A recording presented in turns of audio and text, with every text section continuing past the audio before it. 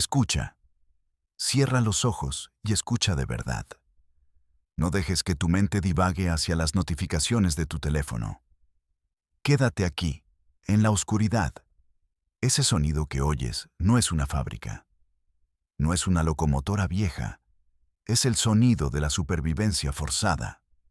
Es el sonido de un ser humano respirando cuando Dios o la biología han decidido que ya no debe hacerlo. Estamos en 1950. Si caminas hoy por los pasillos asépticos y climatizados del Hospital General de Massachusetts en Boston, o te adentras en las salas modernas del Hospital Infantil de México, todo es silencio digital y pitidos suaves. Pero si retrocedemos el reloj 70 años, la banda sonora del terror era ensordecedora. Entras en una sala y ves 100, 200 cilindros de acero pintados de amarillo mostaza o gris acorazado. Parecen ataúdes industriales, submarinos varados en tierra firme, pero tienen espejos retrovisores montados encima. Y en un extremo sobresale una cabeza. Solo una cabeza. Son los pulmones de acero. Dentro de esas carcasas herméticas hay niños. Niños de 6, 7, 10 años. Sus cuerpos están paralizados. Sus músculos diafragmáticos se han convertido en gelatina inútil. La máquina crea un vacío, chupando el aire para expandir sus costillas a la fuerza, y luego lo suelta. Whoosh. Clank, si se va la luz. Si el generador falla, tienen 3 minutos de vida antes de asfixiarse en su propio pánico. El aire en estos lugares tiene una densidad física casi masticable. No huele a limpio. Huele a éter dietílico. Ese olor dulce y mareante que se te pega al paladar. Huele a alcohol isopropílico barato. A goma quemada de las correas de transmisión de los motores que se sobrecalientan por el uso 24/7. Y, por debajo de los químicos, huele a humanidad en descomposición. Orina rancia que las enfermeras, desbordadas y con los ojos rojos de cansancio, no han tenido tiempo de limpiar. Huele a sudor frío. Huele a miedo. Un miedo visceral, silencioso, que recorre la espina dorsal de cada padre y madre en el planeta. La poliomielitis, la difteria, la tosferina, no eran enfermedades, eran entidades, jinetes del apocalipsis microscópico que recorrían las ciudades desde Nueva York hasta Buenos Aires, eligiendo víctimas al azar. Podías ir al cine un martes y despertar paralizado un miércoles. En aquel entonces, la medicina no era la ciencia precisa que conocemos hoy. Era una guerra de trincheras, brutal, sucia, llena de barro y sangre, y desesperadamente ineficiente. Para entender la magnitud del milagro que estamos a punto de desvelar, tienes que borrar de tu mente la imagen del laboratorio moderno, blanco y prístino. Tienes que entender la carnicería. Tienes que entender que, antes de la biotecnología, la farmacia era, literalmente, un matadero. Hablemos de la diabetes. Hoy, un diabético va a la farmacia, compra una pluma de insulina sintética y sigue con su vida. Es barato, es seguro, es infinito. Pero en 1950, la vida de un diabético pendía de un hilo fabricado con vísceras. No existía la fórmula sintética. La única fuente de insulina en el universo conocido era el páncreas de los animales. Imagina la logística de esta pesadilla. Visualiza los trenes de carga negros, expulsando humo de carbón, llegando a los rastros, mataderos, de Chicago o a las afueras de la Ciudad de México en la madrugada. El vaho de miles de cerdos y vacas condenados subiendo al cielo gris. Los operarios, hombres duros con delantales de cuero rígidos por la sangre seca, tenían una misión contrarreloj. Debían abrir al animal, meter las manos en la cavidad caliente y húmeda, extraer el páncreas, una glándula pequeña, babosa y delicada, y congelarla inmediatamente. Si tardaban demasiado, las enzimas digestivas del propio órgano destruirían la insulina. Luego, esos órganos congelados, toneladas de ellos, viajaban a plantas de procesamiento químico que olían a muerte y acetona. Allí, trituraban el tejido glandular en molinos industriales gigantes. Se formaba una pasta rosada y grotesca que luego se sometía a baños de ácido y alcohol para destilar, gota a gota, el preciado elixir. Escucha este dato, porque es escalofriante. Se necesitaban más de 2 toneladas de páncreas de cerdo, aproximadamente 23.000 animales sacrificados, para obtener apenas 8 onzas, unos 200 gramos, de insulina purificada. Era un proceso bárbaro. Era caro, era peligroso. La insulina animal no es idéntica a la humana. Tiene diferencias en los aminoácidos. Esto causaba reacciones alérgicas terribles, abscesos en la piel, shocks anafilácticos, ceguera y lo peor de todo, el suministro era finito. La vida de los humanos dependía del mercado de la carne. Si había una sequía y moría el ganado, los diabéticos morían con él. Los directivos de las farmacéuticas como Eli Lilly tenían pesadillas con esto. En las salas de juntas, entre nubes de humo de tabaco, los ejecutivos gritaban: «Se nos acaban los cerdos. La demanda crece más rápido que la ganadería mundial.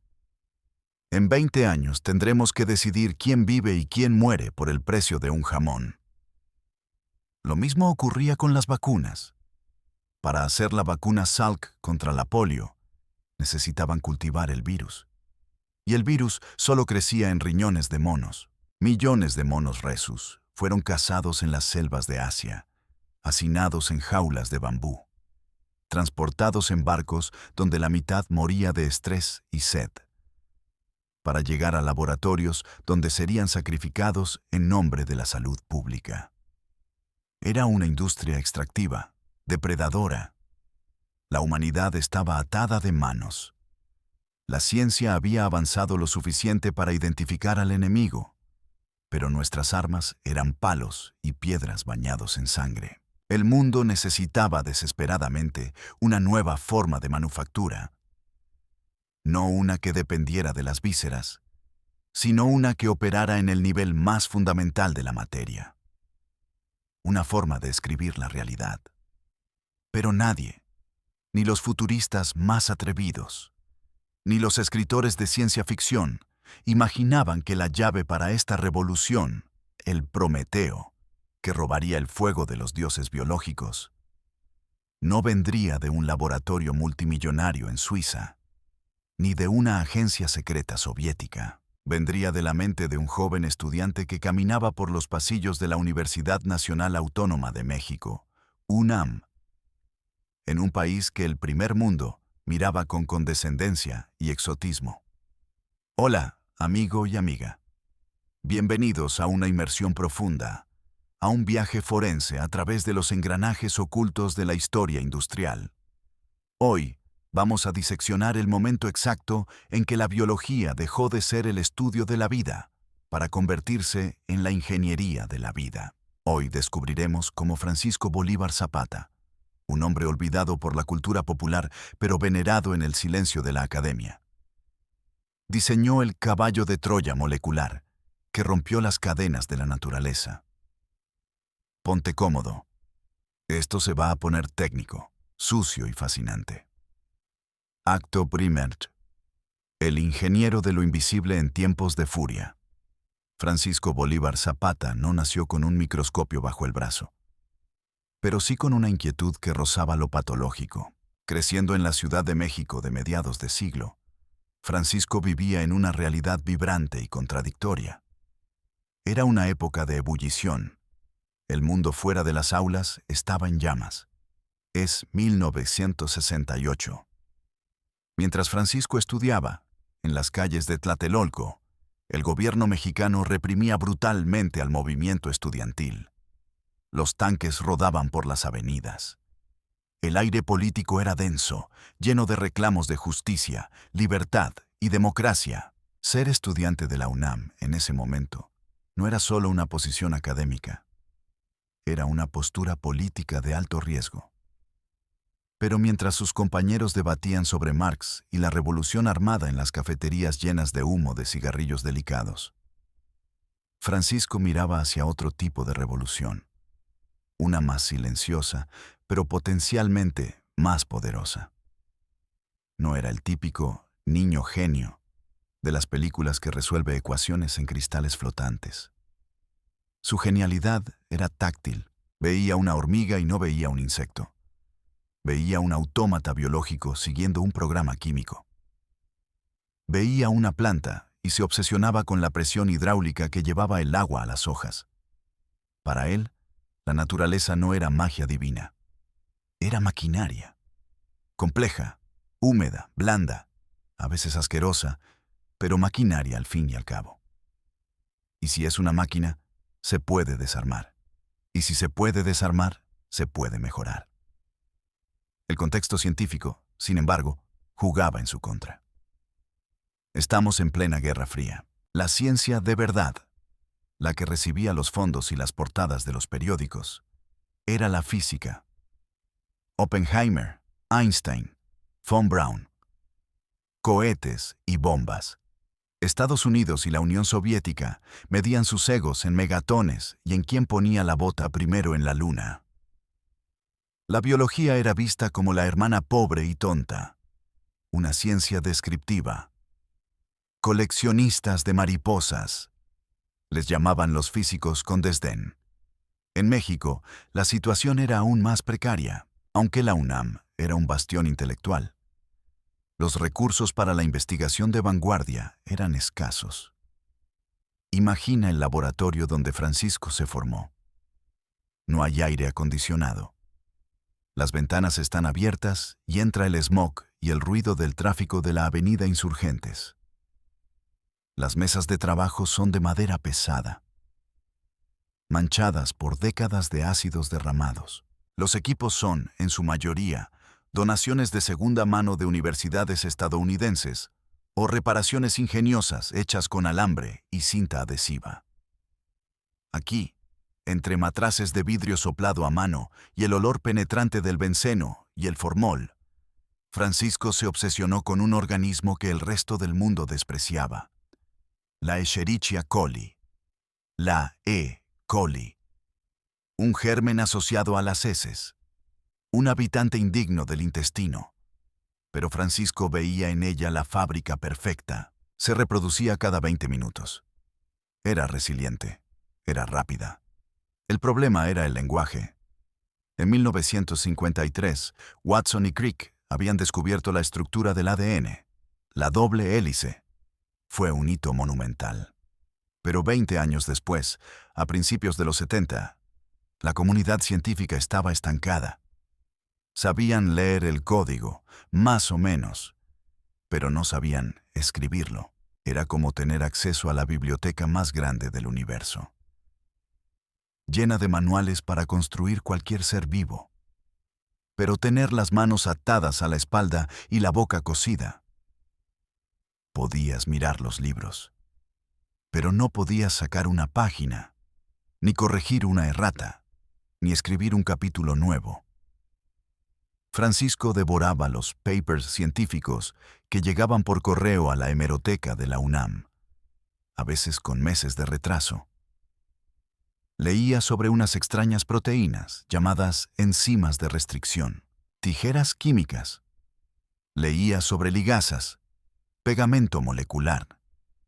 Y sintió ese fuego en el pecho, esa ansiedad que solo sienten los exploradores antes de zarpar.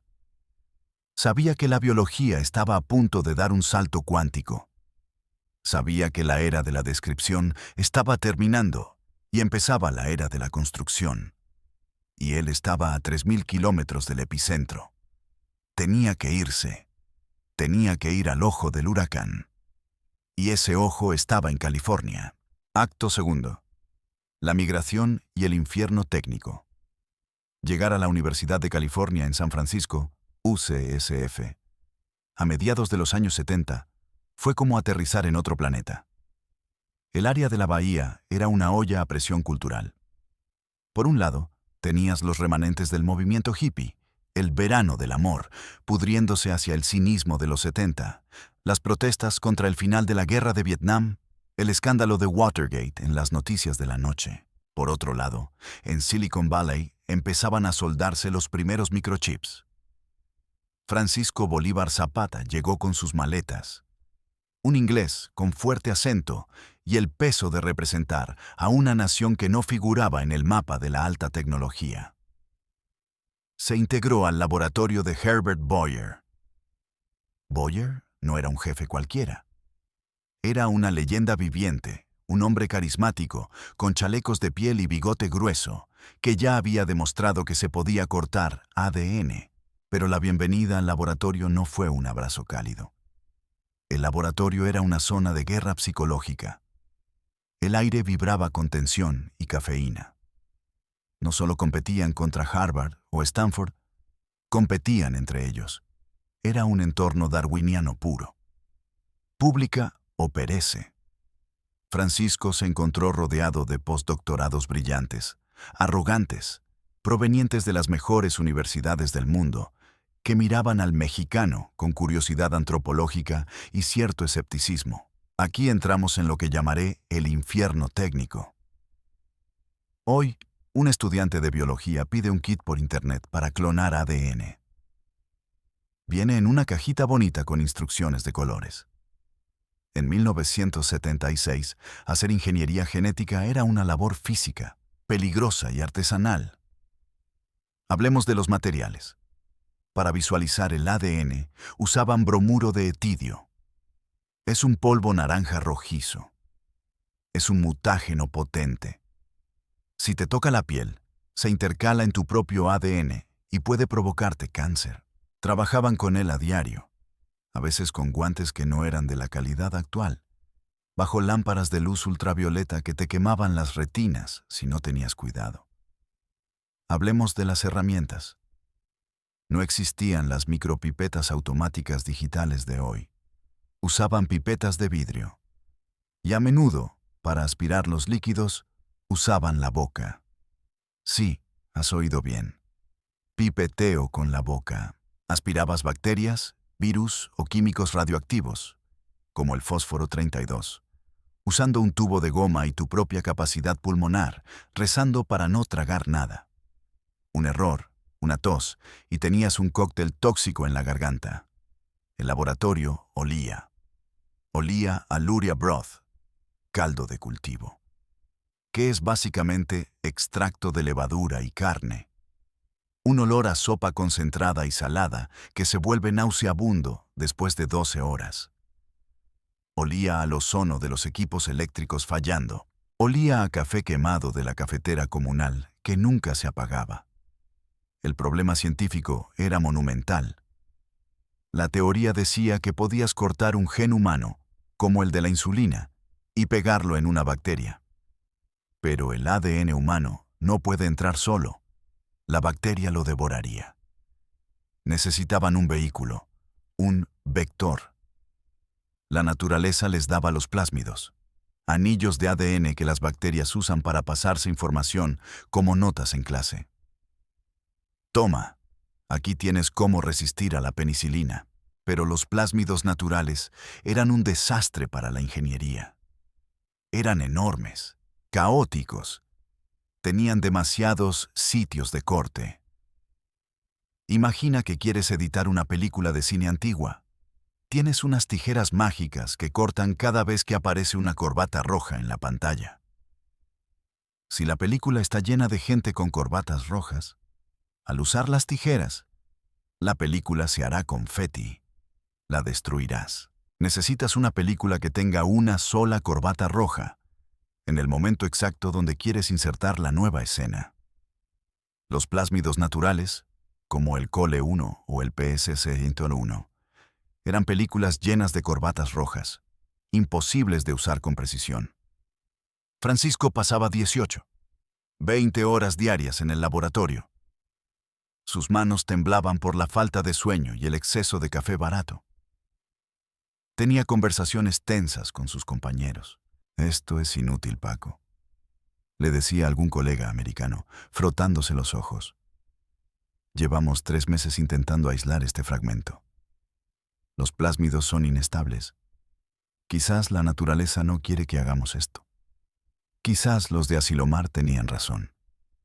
Ah, Asilomar. Esa es otra sombra que colgaba sobre ellos. En 1975, los propios científicos, aterrorizados de su poder, se reunieron en Asilomar y declararon una moratoria. Una pausa. Tenían miedo de crear accidentalmente un superbicho, una bacteria con genes de cáncer o toxinas que escapara del laboratorio y matara a la humanidad. Imagina la presión mental. Estás intentando salvar el mundo, pero cada vez que fallas, una voz en tu cabeza te dice que quizás estás a punto de destruirlo. Los inversores empezaban a impacientarse. Hombres de traje gris, representantes de capital riesgo que empezaban a oler el dinero. Visitaban el laboratorio. Herbert Boyer los mantenía a raya, pero la presión goteaba hacia abajo. ¿Dónde están los resultados? ¿Cuándo podremos fabricar algo que se venda? Francisco se sentía un impostor. El síndrome del impostor le gritaba que volviera a México, que se dedicara a dar clases de secundaria. Pero su terquedad era geológica. Acto 3. La arquitectura del Frankenstein molecular. Fue en ese punto de quiebre, en esas madrugadas solitarias donde el único sonido es el zumbido grave de los refrigeradores de 80 grados Celsius que suenan como motores de avión amortiguados, cuando Francisco tuvo la epifanía.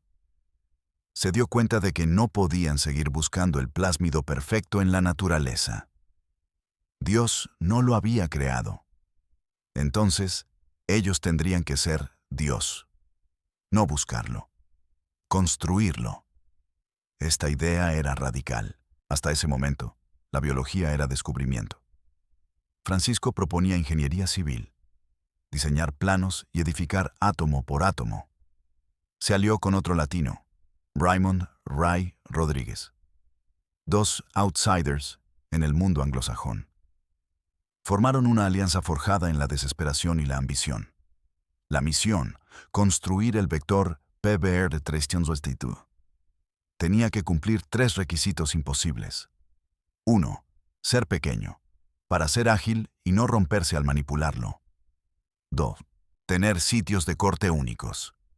Solo una corbata roja para cada tijera molecular. 3. Tener un sistema de aviso. Una forma de saber, a simple vista, si el experimento había funcionado. Comenzaron una labor de cortar y pegar molecular que haría parecer a la neurocirugía un juego de niños. Usaron enzimas de restricción como bisturíes. Tomaron un pedazo de ADN de una bacteria que resistía la ampicilina. Cortaron. Lo pegaron a un origen de replicación. Tomaron otro pedazo de otra bacteria que resistía la tetraciclina. La estrategia de Francisco era de una elegancia diabólica. Diseñaron el plásmido para tener 2 escudos. Uno contra ampicilina, otro contra tetraciclina. El truco era este. El sitio para insertar el gen nuevo, digamos, insulina, estaría dentro del gen de la tetraciclina. Si lograban meter el gen de la insulina, romperían el escudo de la tetraciclina. Por lo tanto, bacteria con plásmido vacío, resiste ampicilina y tetraciclina. Bacteria con plásmido cargado, el éxito. Resiste ampicilina, pero muere con tetraciclina. Era una lógica binaria, un interruptor biológico, 1 o 0, vida o muerte. El proceso de construcción fue un calvario. Semanas y semanas. Cortar, ligar, purificar, transformar, cultivar. Fallo. Cortar, ligar, purificar. Fallo. Las notas de laboratorio de Francisco de esa época son un testimonio de la locura. Páginas y páginas de cálculos, diagramas de mapas de restricción dibujados a mano con lápiz, borrones de frustración.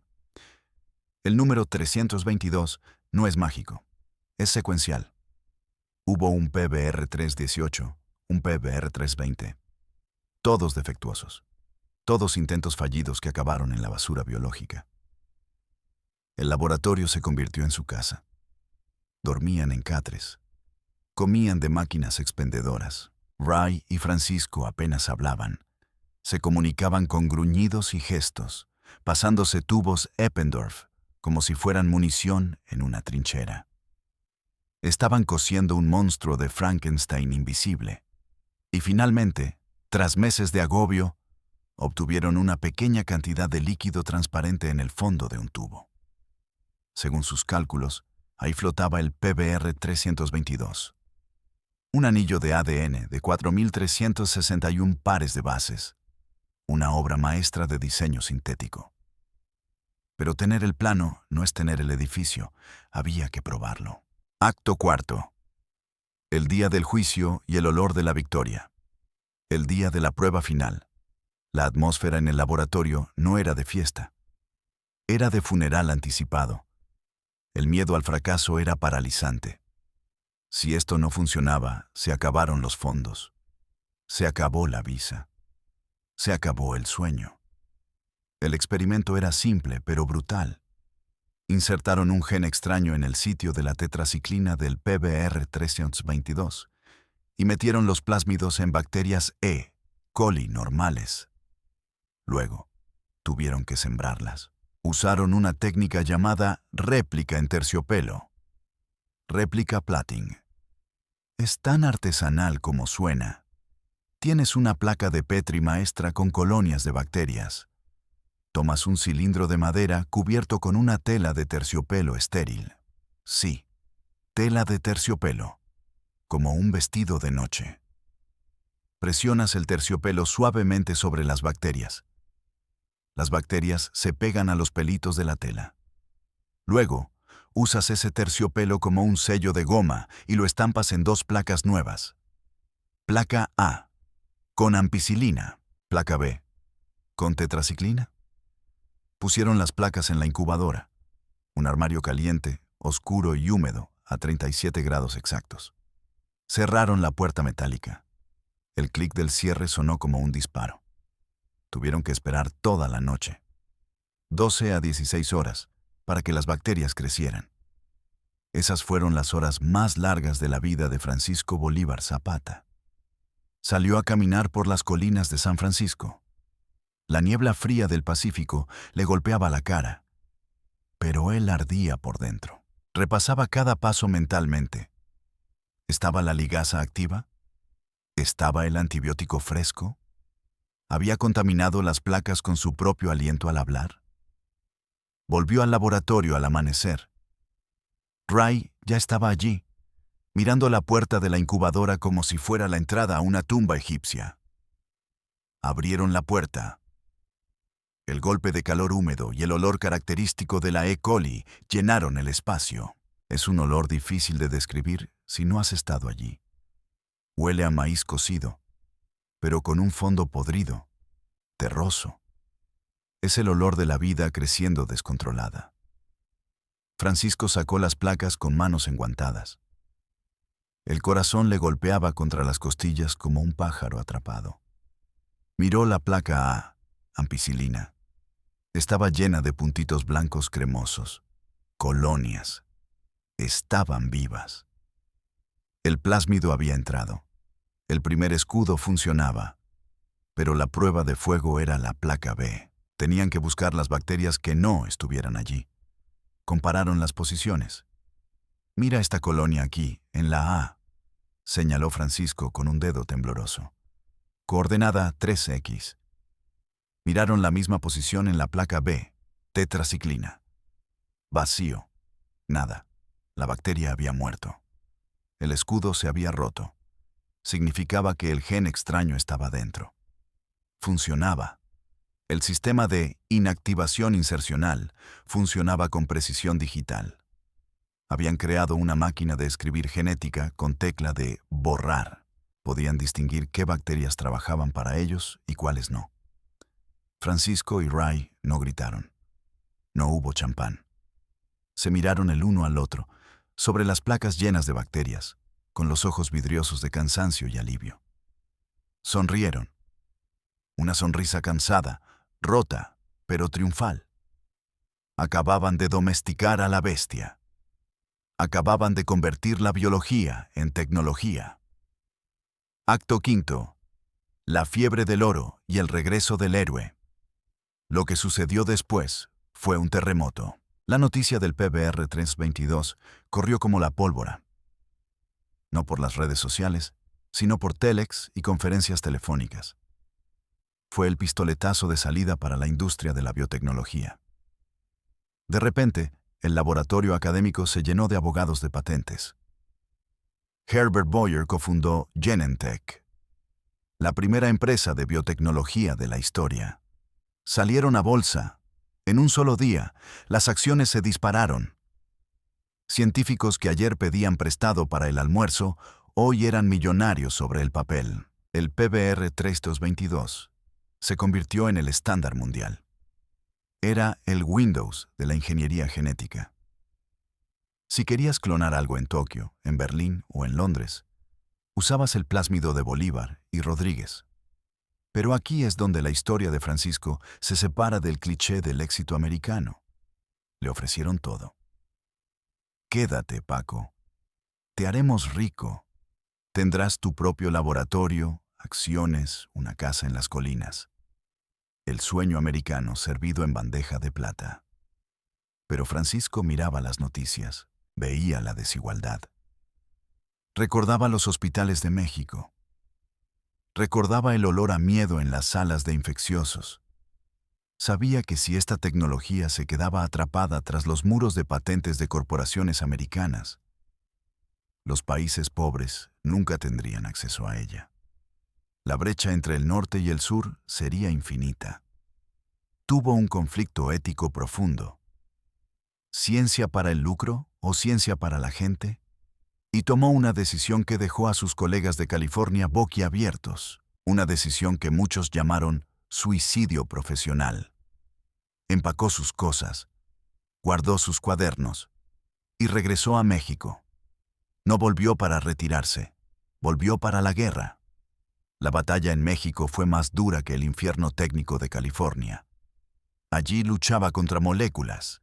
En México luchó contra la burocracia, un monstruo más viscoso y difícil de cortar. Tuvo que convencer a políticos miopes de que la ingeniería genética no era ciencia ficción. Tuvo que pelear por presupuestos ridículos. Tuvo que enfrentarse a las grandes farmacéuticas internacionales que no querían competencia local. Pero Francisco era terco. Fundó el Centro de Investigación sobre Ingeniería Genética y Biotecnología. Hoy, el prestigioso Instituto de Biotecnología de la UNAM. Trajo el conocimiento del PBR de 322 en su cabeza y en sus manos. Enseñó a una nueva generación de estudiantes mexicanos a usarlo. No necesitamos depender de ellos, les decía a sus alumnos en aulas mal iluminadas. Podemos hacerlo aquí, tenemos el código. Y lo hicieron. Gracias a su esfuerzo, México y otros países en desarrollo pudieron empezar a producir su propia insulina, sus propias vacunas, sus propias enzimas. Democratizó la herramienta más poderosa del siglo XX. Hoy, el mundo es un lugar radicalmente diferente gracias a aquel momento en un laboratorio apestoso de San Francisco. El PBR 322 original ya casi no se usa. Es una pieza de museo. Pero todos, absolutamente todos los plásmidos modernos que se usan hoy en día, son sus descendientes. Llevan en su esqueleto digital las mismas secuencias, la misma lógica de construcción que Francisco diseñó con lápiz y papel. Francisco Bolívar Zapata es una leyenda viviente, aunque probablemente nunca habías escuchado su nombre hasta hoy. No sale en las portadas de Forbes. No es un magnate de Silicon Valley. Camina por el campus de la UNAM como un profesor más, pero su legado está en tu sangre. Cada vez que un diabético se inyecta insulina humana recombinante y no sufre un shock alérgico, es gracias a Francisco. Cada vez que te pones una vacuna contra la hepatitis B, O las nuevas vacunas de ARNM, que se producen usando plásmidos como paso intermedio, POAST, estás recibiendo el fruto de esa tecnología.